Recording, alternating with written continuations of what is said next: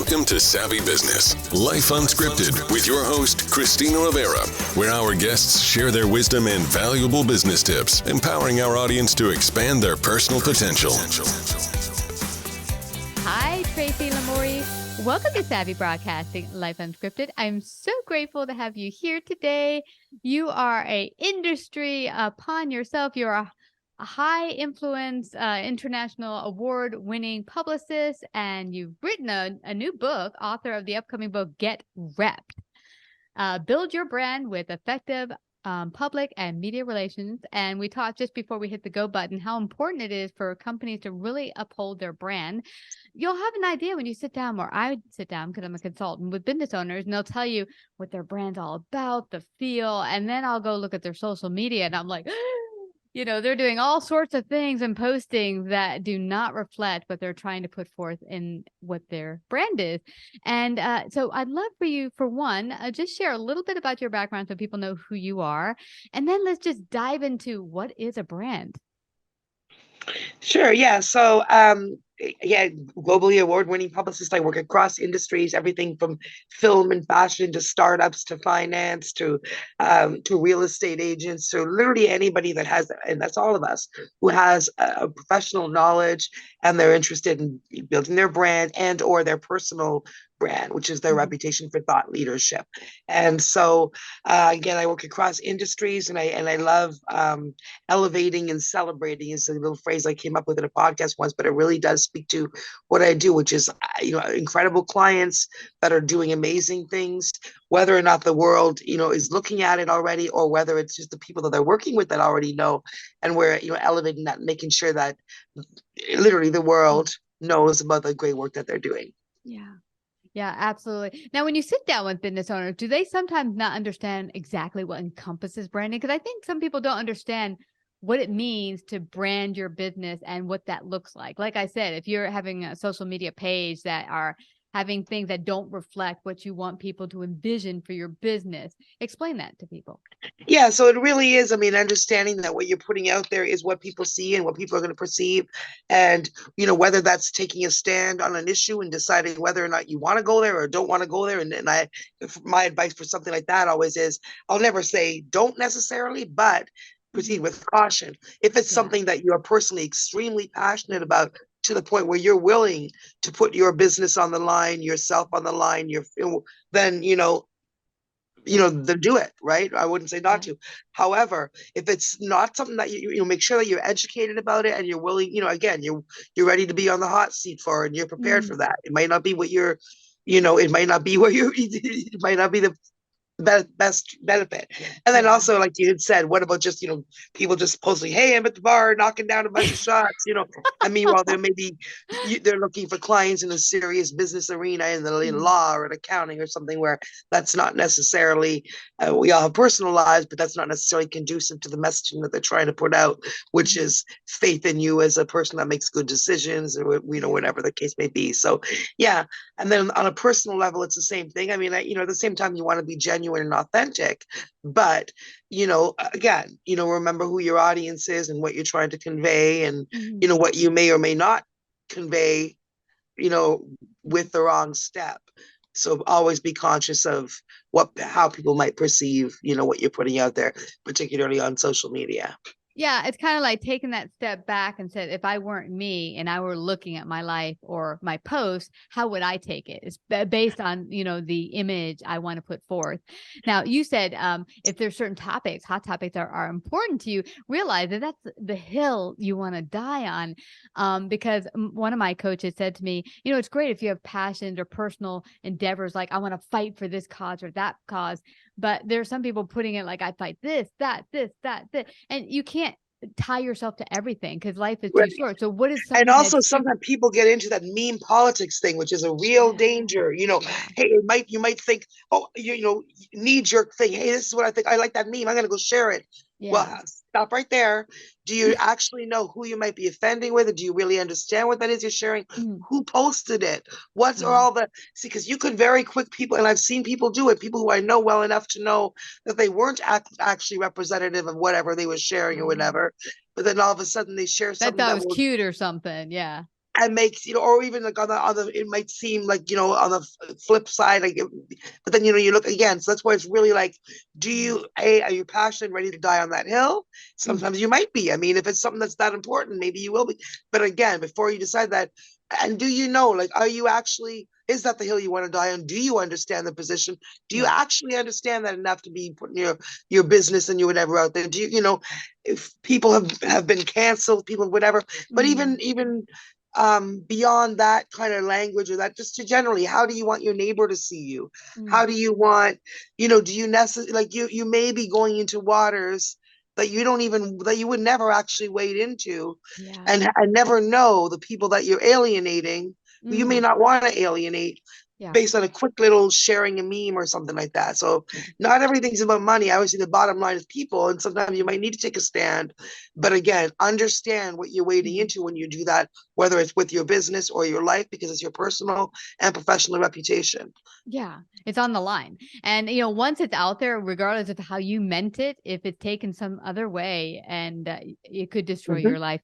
Now, I've heard it often said, especially with the viralness of, say, TikTok or even YouTube shorts now, I've heard the more controversy, the better, make it juicy. And, so my husband was even saying, why'd you go out there and just put like outlandish stuff and be, outline, the punks or pranking people, or even getting political in a mean way or whatever, just to get those views. And I'm thinking, but for what? I mean, for views today, for what tomorrow? I mean, so you get a couple of downloads or millions of downloads, but but that's the thing. Today we're in such a we're so polarized these days that I think people are looking for, like, when people meet, they're more ready to, like, we're looking for like reasons to not like each other more than we're looking for like, is there what's behind? Hey, are they like me? Are they not like me? Are they not? And we're wanting to, like, I'm thinking we've got to such a polarized position that it's actually become really scary, in the environment. And so I think, and so that television, where they traditionally, like, what was that old show on CNN that they canceled, but Crossfire or whatever, where that kind of thing where they're always looking to say the most incendiary things to each other. You got the guy on the left, the guy on the right, or the one who doesn't agree, or whatever you want to call it. Two people arguing like bulldogs, and then we're all supposed to get on the side of whoever our team is. And really, at the end of the day, we haven't reached, like, it's always better to try to find, like, it sounds like Pollyanna, but it's true. We fact, no matter who we are, how polarized we are, how separate we are from each other, it's a fact that we have more in common than we have not in common. I don't care who we are. Any two human beings, even the one that I might be diametrically opposed and completely offended by what they have to say and everything. But if you break it all down, if an alien was looking at us, we definitely have more in common than we don't have in common. And yet we all look at that 5% because we want to argue and throw stones, where is if we could all back down just a little bit and open up to, find one thing we agree on. Hey, the sky, gee, was a nice day today. Don't you hope it's a nice day tomorrow? We smile for a minute and find that human connection. That is so true. And just recently I saw a video online where there's this guy who has this whole YouTube video based on doing pranks. And so he decided to prank a unsuspected person on the street and pretend to rob or get into his car and, do robbery. He got his lights punched out. He got knocked out. It broke his nose. But what if that guy in a state happened to have a gun and it's his property, and by law he's allowed to shoot him? He would have died for a viral video. So it's now getting a little insane that for views and looks and attention, people are doing some crazy stuff. And, it was interesting. I heard this recently, that the number one thing Gen Z say they want to do when they grow up is be an influencer. And so I think that's what's leading to some of these TikTok crazy pranks and stuff, is that the idea of fame. So let's go into what exactly does it mean to influence, and how can you do it in a more effective, more positive light without getting yourself killed? And influence who? Who are you trying to influence? Kids on TikTok? Or like I, as a young activist, I would, when in the early days of Facebook, I'd get on there and debate with anybody about everything. And, I'd feel really good about the points I made, and maybe I made that person reminder. But, then somebody said to me, like, honestly, what did you really accomplish with all that time that you took away, not just, from your family and money making and all that stuff, but really, what is and of course, somebody might see it and they're going to change their mind or whatever. But I kind of turned it around to, think about the time you're spending. And the way I do it is like influencer, right? Okay, what is an influencer then? So if I'm going to spend the time to formulate arguments about, a policy or about politics or social issue or whatever it is, who is the listener? And what, at the end of the day, what's the ask? Do I just want 10 people to agree with me and put like on Facebook and then I'm going to walk away feeling good? Or am I speaking to an audience? At the end of the day, they're going to be able to affect that change that I'm speaking about. So if I'm putting the time into it, I'm going to make sure it's heard by the politicians or by the media or the people who are going to write a letter or actually, take action, not just like get some social media. So again, influence who? Who do you want to influence, and influence to do what? So there's, it's great to be an influencer, but what's your purpose, right? Yeah, but also, what is an influencer? An influencer, I see it as someone kind of all right. So you have a point of view and you're influencing, like sales, bringing people to kind of move in that direction of what you find important. And whether that's coming to your business and buying your goods, or as you say, maybe a certain issue you want people to help fight on. But that's what, if Gen Z are saying, I want to be an influencer. Yeah, well, like it's my job. It's like, look at me. Yeah. I think for them, they mean, I want billions of like YouTube hits or TikTok that make me money. And that's just, exactly. It's like, I guess, when we were kids, everyone wanted to be a star. I'm going to be a movie star, whatever. But again, now it's even more than that, because influencer is not even like, it's not even a craft. You know what I mean? It's not even like you want to be an actor. Yeah, you have to practice that. Yeah. It's just like, I want people to look at me and, we're all superstars these days. We all have social media and we're all, but again, like, really, a lot of that's very empty, just like celebrity. It's my job to make people a celebrity, and I do that. But it's funny, I often ask people when I want to be a star, I would always be like, really? I don't know. Do you know what encompasses that? Really? Like, is that actually a goal? Why? Tell me more about that. Because why? Because you know what? We could actually do that. That could be the end result of what happens here. And for what? What's your purpose and what's your goal? So there's got to be more than that. You know what I mean? I want to hear that people love their craft. They love what they do. Like, they love their business. They love their whatever. It shouldn't be about achieving this. That's a very empty thing. Like, what's do you need filled up there? What do you need? Because at the end of the day, if you're looking for stardom or whatever, you're looking for someone to give you that validation that you yourself should be getting within. Because often you've heard about people who've reached the top of pinnacle, whatever, and they're miserable because they're being followed by paparazzi or people. And they're like, "What? This is all there is. I got to my goal, and that's great. Yeah. Now what?" Right? So, yeah, exactly. What's the purpose of what you do? And then people will look for that purpose. Whether they're successful in business or film or whatever, you'll see people who thought that was going to be whatever, and then it's not. Now they're looking for something else, some other way to give that. You see the Angelina Jolies or whatever, now she's going and doing like work on the ground, or I mean, and like whatever. It's because the glitz and glamour only goes so far, and maybe people thought that was going to be it all, and then they got there and they're like, oh really? Well, that's great. At the end of the day, it's so there's a lot. Again, who do you want to influence? Great, be an influencer, but why? What's the influence? What is the influence you want to have in the world? What's the purpose of that influence, right? Absolutely. Now, say you're a new business owner, you're listening in. I have no audience. I do this thing, whatever it might be. I knit, I bake, I whatever. But where do I begin to pull people into my sphere so I can share what I have to give to the marketplace in a positive way? How do they begin to get started? Yeah, so I'll give a couple of actual real tips, that you don't need a publicist for, and will really open up your mind to what we say about how everybody literally has knowledge that's valuable in the marketplace. So you can start to, share. Obviously, you can write, you can use Medium or something like that and write article, blah, blah, blah. But also everybody can go to, there's a bunch of sites. Some of them I pay $200 a month for, some of them are free, some of them are hashtags. A couple of things you can do for free. Are things like Help a Reporter Out, Harrow. And Source Bottle is free, and hashtag journal request, which is mostly UK.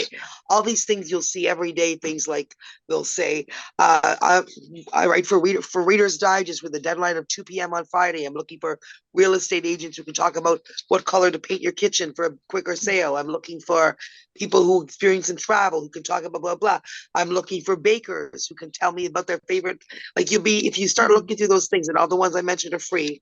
Again, Harrow Health Reporter out. You can just sign up for email list 3 times a day. Hashtag journal request is mostly UK, but you can see a lot, not exclusively. Source Bottles Australian, all these where you can literally see every single day. And that gives you an idea. There's a couple of ways to make sure your answers, people think, oh, they're going to get 1,000 answers. Not true. Sometimes they might be getting 10 answers. Sometimes they might be getting 500. But if you answer quickly, concisely, interestingly to what they're asking, very often you can get featured in some major media. Just using those alone, no other PR tricks, just those free ones. I've gotten clients in New York Magazine, in Oprah Magazine, in like a whole bunch of things. I can't even, Reader's Digest, Newsweek, newspapers across America. And some of those things, Good Housekeeping. I got one client in Good Housekeeping magazine. She had 0 previous media. She was a life coach, 26 years old. First thing out the gate, she got in Good Housekeeping magazine. And from there, she was called a mental health champion. We get her all kinds of other media just based on the strength of that. So she literally built her career out of, one of the first emails that I sent talking about how she's sharing her story. So and that could be, with a publicist, sometimes the emails will get opened up faster because only problem is reporters get a lot of emails that are from business owners that are more advertorial than editorial. So they don't have a lot of time to go through all that.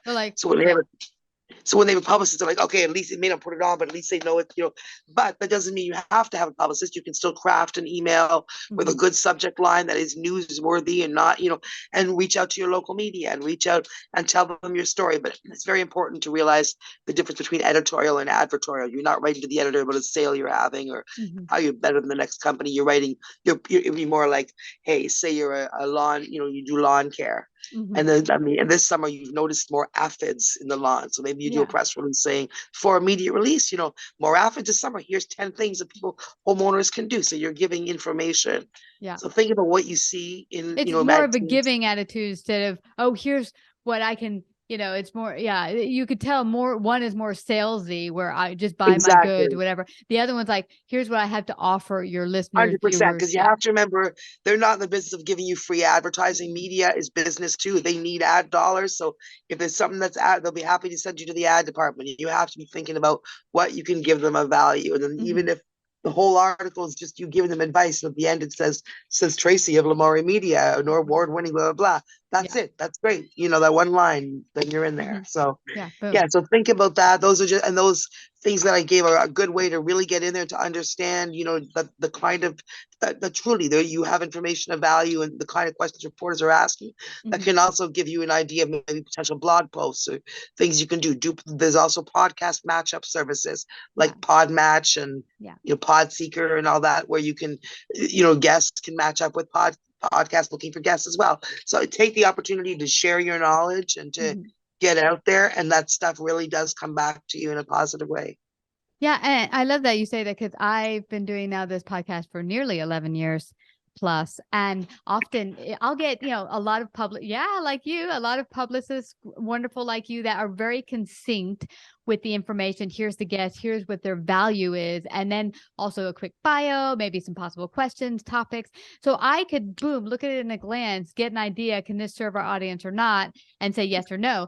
If you don't have all those components right there, boom, in the email, and it's just 100%. On the page, I have to delete. Exactly. I'm so glad you said that too, because same thing. Like I can send my bio. Hey, Tracy's an international award-winning publicist. People will be like, okay, what's your point, right? But then you always say, Tracy can make for a great segment on how to build your brand without spending a penny in advertising. So you give a couple of ideas where they can see where it's a value to their audience. Yeah, like you just said perfectly, exactly right. And I think that's called a one-pager, right, Tracy? Is that called like a one-pager? 100%. Yeah. And it's the same when you're pitching a podcast to like NBC TV or Rolling Stone, or you just have to know the audience and know, what their value is, and then you're presenting it, and then it's up to the editor to decide, whether so it's newsworthy, but is it newsworthy for that or their audience at that moment or not? Maybe it is, maybe it's not. You send it widely, but to places where you've already done the work, and you're not sending. It's surprising how many people will send a sports podcast a fashion pitch or something without knowing. You probably get that too, just random pitches that they don't know anything about your show clearly, or you know what I mean. So Yeah. That's annoying. Yeah. I'll tell you something funny, actually. Many years ago, I was actually had the back of my mind to maybe look for a co-host to work with me, because it's nice to jam with someone and have someone to do, So I thought, let me try that. So I put out online saying, hey, looking for a great co-host to help co-host on Savvy, at the time, business radio is what I called it, and posted it out there. And I got a music DJ, delicious voice, baritone, saying, I'd love to work with you. And here's my resume of R&B and da-da-da. And he's done only music DJing. I'm like, you do know I'm a business show, right? We do no music DJing here. And he's like, oh, I'm sorry. No. And I said, well, you have a delicious voice and you've been doing this for 15 years. I'd love you to come talk about R&B and radio, because it is interesting. We've never hosted anyone on that topic. So it did get him a guesting on my show. And we became good friends. But the point is, I thought this was funny. I was like, you're a DJ for an R&B. That is totally not matching my pitch. Yeah, exactly. But to let everyone know, if you're new to the whole understanding of putting things together for media, you can get templated one-pagers online that you can even begin to look at and fill out and give you an idea of what to get set up for these media, so you don't have to waste their time and your time putting together words on a paper that just have people press that little delete button. Yeah, and also sometimes when you're sending it to big media, you may not want to have it as an attachment. So that's why you have electronic EPK a lot now, where you put it on it, and that's because it'll filter out. Like a lot of big media will filter out any attachment for sake of it, like a virus or something. Exactly. So, yeah. Well, this has been fabulous, but I don't want everyone to leave without finding out how they can work with you, get a copy of your book, get repped. How can they get also repped with you if they want? How can they do that? Yeah, absolutely. And if anybody hears me on the show, I'm more than happy to do a free half-hour consult. It won't be a free ad. It won't be an ad for my services. We'll actually talk about your business and what PR specifically could do for you, and give you some direction and all that stuff. And then if you do decide to work with me, again, I do work across industries, across borders, have passport, will even travel, but most things can be done virtually and I don't have to travel. So people can find me at Tracy Lamourie, that's Lamoure on all social media, or at lamouriemedia.com, where they can book a consultation for free. What else? Or they can, Tracy Lamourie PR Media on Instagram, and Tracy Lamourie on Facebook. And I'm more than happy to talk to everybody. And my book, is coming out soon. Get Reps, Build Your Brand with Effective Public and Media Relations. And they can pre-order that on my website. Awesome. Well, Tracy Lamourie, thank you so much. It's been a blessing having you out here today. I know you're going to juice up our listeners to go out there and get repped the right way, so they don't have media pressing that delete button. I thank you again for coming to share your great wisdom today. Thank you, Christine. It's been a pleasure. You betcha. Like, subscribe, and share this episode. To listen to more savvy episodes and savvy biz tips, go to www.lifeunscriptedradio.com. To find out about our paid sponsorship opportunities or how to become a guest, email Christina at lifeunscriptedradio.com.